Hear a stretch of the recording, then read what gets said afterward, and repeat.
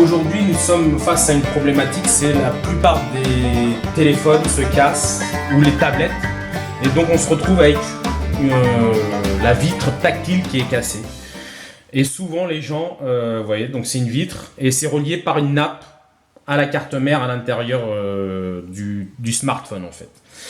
Alors ça c'est typique des chutes, même avec des protections, les tablettes, les smartphones, tout type de smartphone, hein, que ça peut être une marque ou une sous-marque, très simple à réparer si on a les bons outils, ça coûte, on les trouve sur internet, il y a du tuto. Et je pense que si vous êtes bricoleur et tout ça, curieux, il faut se lancer. De toute façon, c'est en forgeant qu'on devient forgeron. Donc là, c'est un écran typique que je dois remplacer. J'ai acheté la pièce sur internet, donc j'attends la pièce. Donc il est démonté. Donc là, voilà, là on a accès à la carte mère qui est là. Et l'écran LCD, l'écran tactile était branché comme ça. Donc voilà, donc je l'ai enlevé. Donc je suis en attente du nouvel écran. Alors, juste pour vous montrer rapidement comment on démonte un écran, en fait, c'est une vitre qui est collée avec du double face à l'intérieur. Alors, pour décoller le double face, il va falloir utiliser un sèche-cheveux si vous n'êtes pas en capacité d'acheter un décapeur thermique. Sinon, vous avez ici un décapeur thermique, je cache le truc. Voilà, donc c'est un décapeur thermique où on peut régler la température, on va le brancher. Voilà, ici vous voyez. Alors ce qu'il faut, c'est il ne faut pas dépasser les 82 degrés pour décoller, ramollir la colle du smartphone. Pendant 30 secondes maximum.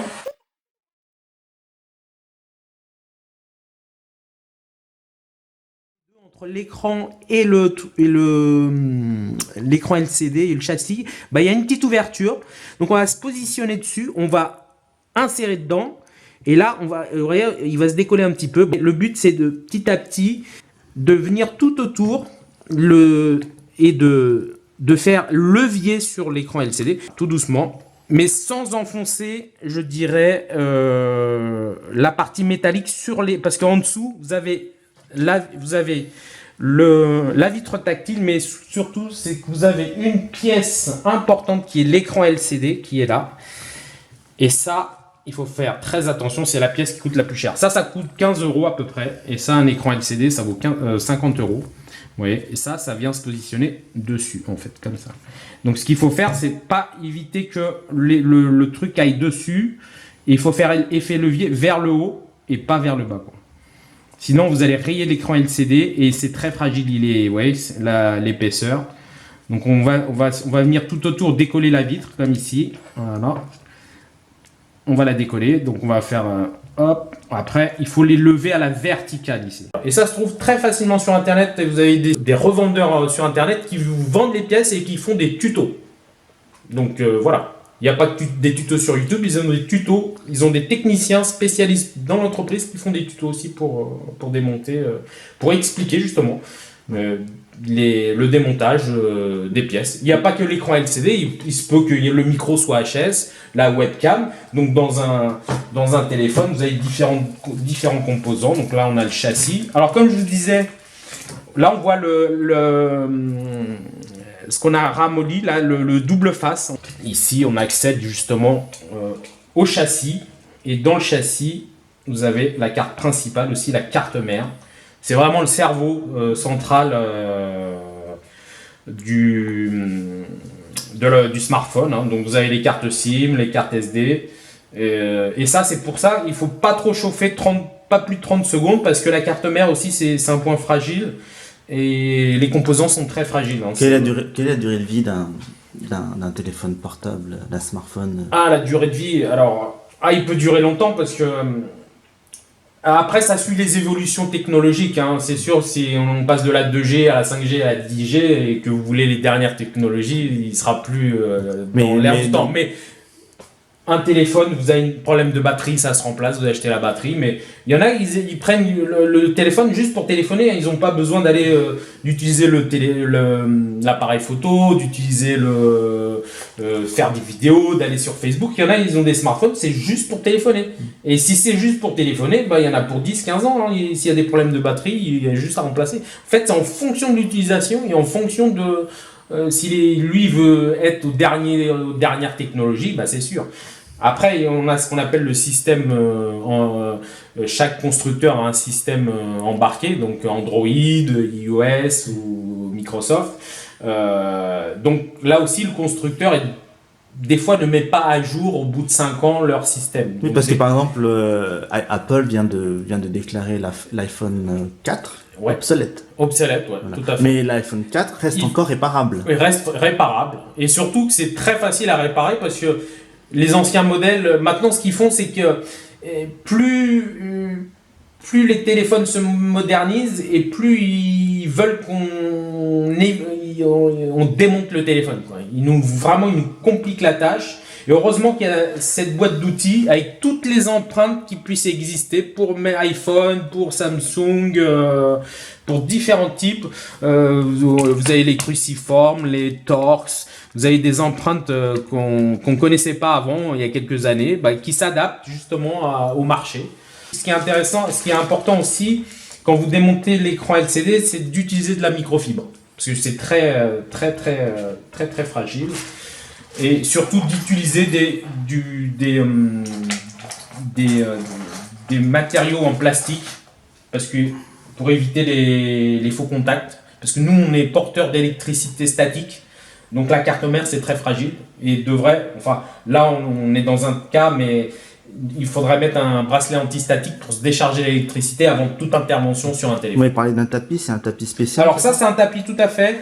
Alors c'est un tapis magnétique. Quand on démonte un téléphone, en fait, les vis sont différentes. Donc moi, je les mets, par exemple, ici, je mets avec un feutre. Ici, par exemple, je mets coque arrière, vis 3. Et je mets chaque compartiment à sa vis. Parce que vous avez... Ça évitera que les vis bougent. Voilà, elles sont magnétisées. Par exemple, vous levez, tac, ça reste là. Il faut être méthodique dans toute intervention, quoi.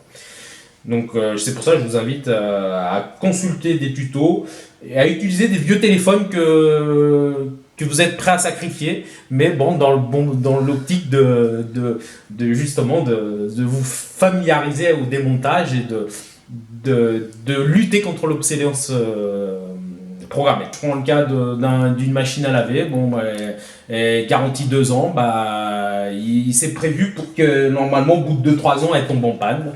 Et donc nous, en fait, les constructeurs nous poussent à consommer, nous poussent à la consommation parce que ils savent que par exemple on prend un moteur d'une machine à laver, elle va faire plusieurs cycles dans l'année et à un moment donné, on sait que elle va lâcher. Donc ils ont un temps programmé de durée de vie, quoi.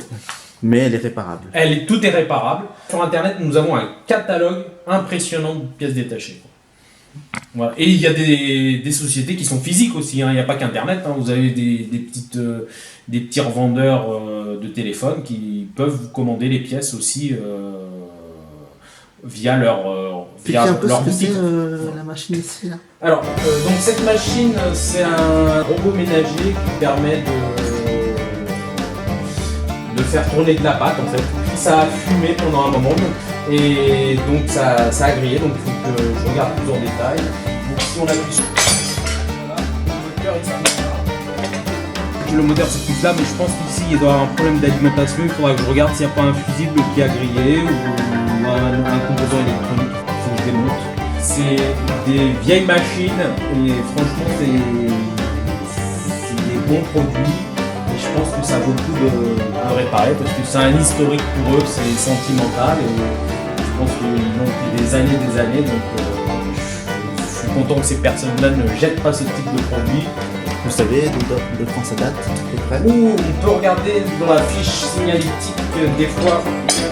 Ici, voilà, ici on peut voir peut-être le nom.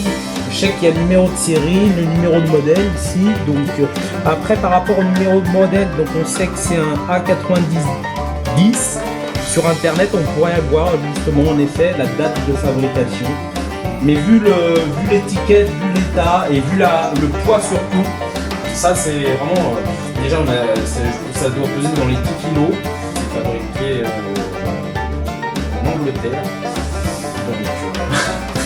Vous voyez, c'est modèle de luxe métal, comme vous pouvez le constater. Alors, ce qui est bien maintenant, avec les impressions 3D, on arrive à modéliser des pièces 3D. Si c'est une pièce en plastique, pas très complexe à produire, et ben on peut la modéliser en 3D avec un scanner en 3D ou la modéliser si on connaît vraiment le logiciel, et puis de envoyer ce fichier vers une imprimante 3D. Donc là, j'ai intégré le Fab Lab. Donc c'est un laboratoire de fabrication numérique où justement on va pouvoir s'amuser avec les logiciels de modélisation 3D. En plus, c'est des logiciels qui sont en open source, donc gratuits.